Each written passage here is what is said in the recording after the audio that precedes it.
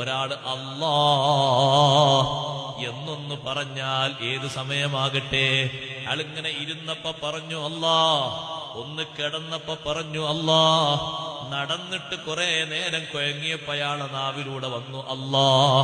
വലിയ ദിക്റല്ലേ അത്. അതുകൊണ്ടല്ലേ അഷ്റഫുൽ ഖൽഖ് സ്വല്ലല്ലാഹു അലൈഹി വസല്ലമ തങ്ങൾ നാളെ മഹ്ശറിൽ വരുന്ന ഒരാളെ സംബന്ധിച്ച് തങ്ങൾ പറഞ്ഞു, മഹ്ശറിൽ വന്നിട്ട് മീസാൻ ഇങ്ങനെ തൂക്കുന്ന നേരത്ത് ഒരാളെ ഹസനാത്തിന്റെ തട്ട് വളരെ കുറവായി കാണുന്നു. അയാളെ മനസ്സിന്റെ പേടി കൂടുതലായി, മുഖത്തിന്റെ നിറക്ക മാറിപ്പോയി. മീസാന് കനം തൂങ്ങിയാൽ വലിയ സന്തോഷമാണ്. അള്ളാഹു നമുക്ക് ഭാഗ്യം നൽകുമാറാകട്ടെ.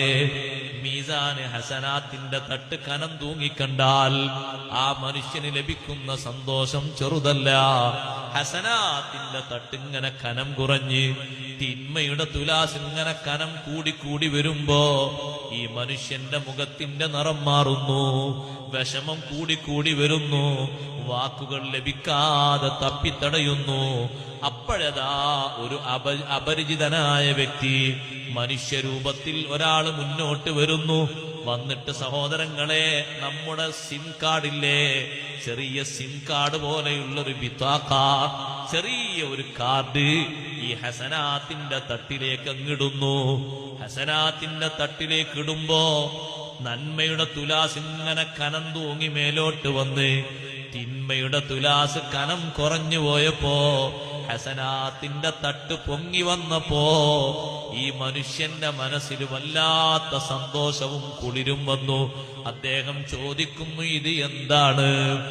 ഈ കൊണ്ടുവന്നിട്ടത് എന്താണ്? എനിക്കറിയില്ലല്ലോ. നിങ്ങളെന്തോ കാര്യമായ നന്മയാണല്ലോ കൊണ്ടുവന്നിട്ടിരിക്കുന്നത്. കൊണ്ടുവന്നിട്ടാണ് പറയുന്നത്, ഞാൻ അള്ളാഹുവിന്റെ ഒരു മലക്കാണ്. എന്ത് മലക്ക് എന്നറിയോ? ദിക്റ് ചൊല്ലുന്നത് പ്രത്യേകം മീദാൻ നിർദ്ദേശിക്കപ്പെട്ട മലക്കുകളെ കൂട്ടത്തിൽ ഒരു മലക്കാണ് ഞാന്. കൊണ്ടുവന്നിട്ട ദിക്റ് ഏതാന്നറിയുമോ?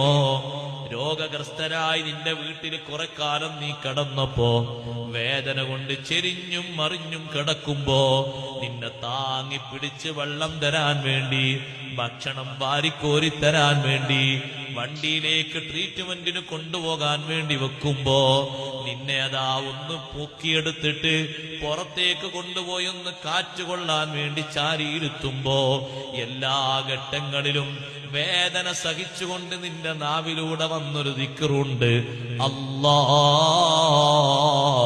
അല്ലാ